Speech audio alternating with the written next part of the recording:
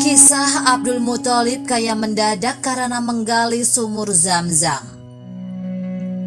Sumur Zam-Zam mengering pada era Mekah dikelola Jurhum, yakni masa Muzaz bin Amir ibnu Harith.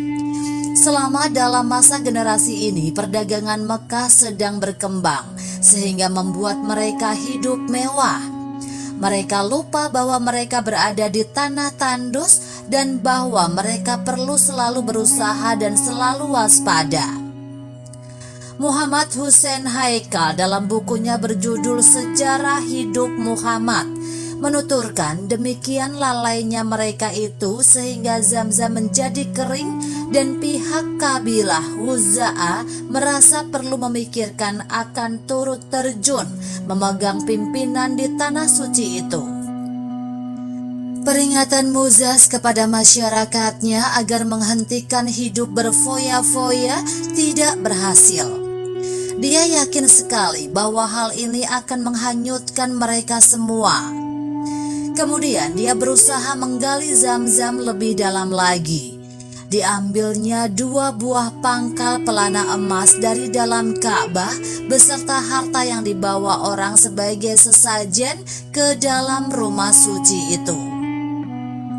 Dimasukkannya semua itu ke dalam dasar sumur, sedang pasir yang masih ada di dalamnya dikeluarkan dengan harapan pada suatu waktu dia akan menemukannya kembali.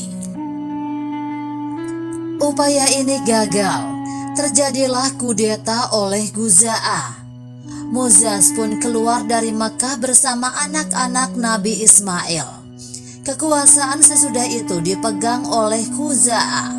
Demikian seterusnya turun-temurun sampai kepada Qusay bin Kilab, nenek kakek Nabi Muhammad yang kelima.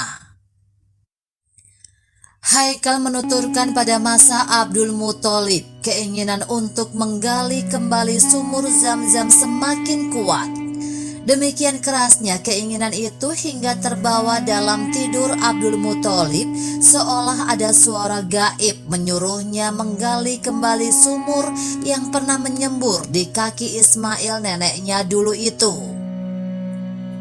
Di suatu malam, Abdul Muthalib tiba-tiba membayangkan matahari sudah terbit. Sontak dia lalu beranjak dari tempat tidurnya. Tapi alangkah terkejutnya dia ketika menyadari ternyata waktu itu masih malam. Dia keluar dari kemah lalu melihat keheningan yang luar biasa menyelimuti gurun pasir yang membentang. Lalu dia kembali ke tempat tidurnya dan bermimpi.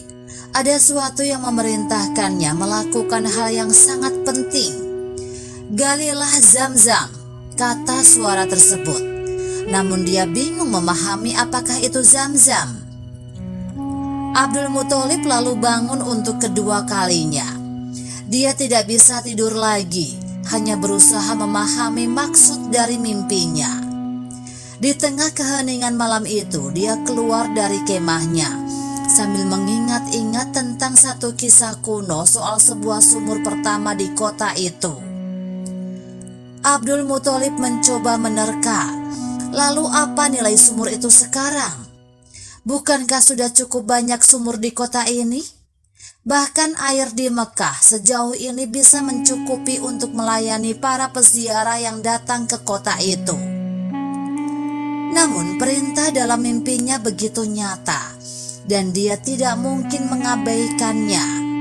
Persoalannya, letak sumur kuno yang dimaksud itu kala itu posisinya tepat berada di antara 2 berhala dari berhala-berhala yang biasa disembah oleh masyarakat setempat, yaitu di antara berhala yang bernama Asyaf dan Nala.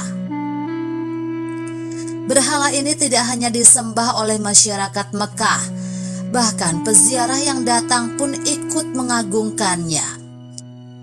Akan terjadi resistensi yang luar biasa bila dia memaksakan diri membongkarnya demi untuk menggali sumur tua yang dia dapat melalui mimpinya.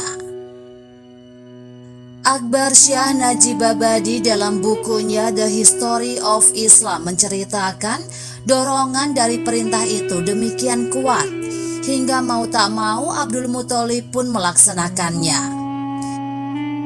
Dan benar saja, ketika dia memaksakan diri menggali sumur tua tersebut, para pemimpin kabilah berikut keluarganya menentang usaha Abdul Muthalib. Ketika itu dia hanya berdua dengan putra tertuanya, Haris, dan harus berhadapan dengan semua kabilah. Harta karun. Abdul Muthalib terus mengadakan penggalian, dibantu oleh anaknya Harits. Waktu itu tiba-tiba air membersit dan 2 pangkal pelana emas dan pedang Muzaz mulai tampak. Melihat ada harta karun di dalam sumur, orang-orang mulai ikut campur. "Tidak," ujar Abdul Muthalib. "Tetapi marilah kita mengadakan pembagian antara aku dengan kamu sekalian. Kita mengadu nasib dengan permainan khit'ah, anak panah. 2 anak panah buat Ka'bah dan buat aku, dan 2 buat kamu. Kalau anak panah itu keluar, dia mendapat bagian. Kalau tidak, dia tidak mendapat apa-apa," lanjutnya. Usul itu disetujui. Lalu anak-anak panah itu diberikan kepada juru khithah yang biasa melakukan itu di tempat Hubal di tengah-tengah Ka'bah. Anak panah Quraisy ternyata tidak keluar. Pedang-pedang dari sumur Zam-Zam itu buat Abdul Muthalib dan 2 buah pangkal pelana emas buat Ka'bah. Pedang-pedang itu oleh Abdul Muthalib dipasang di pintu Ka'bah, sedang kedua pelana emas dijadikan perhiasan dalam rumah suci itu. Sesudah sumur Zam-Zam memproduksi air kembali, Abdul Muthalib meneruskan tugasnya mengurus air untuk keperluan tamu. Di era Abdul Muthalib, nilai kapital kota Mekah meningkat sangat signifikan. Ditemukannya kembali sumur Zam-Zam menjadi salah satu penyebabnya. Sumur ini menjadi aset paling berharga di kota Mekah. Keberadaannya membuat nilai strategis dan kapital di kota Makkah naik berkali-kali lipat.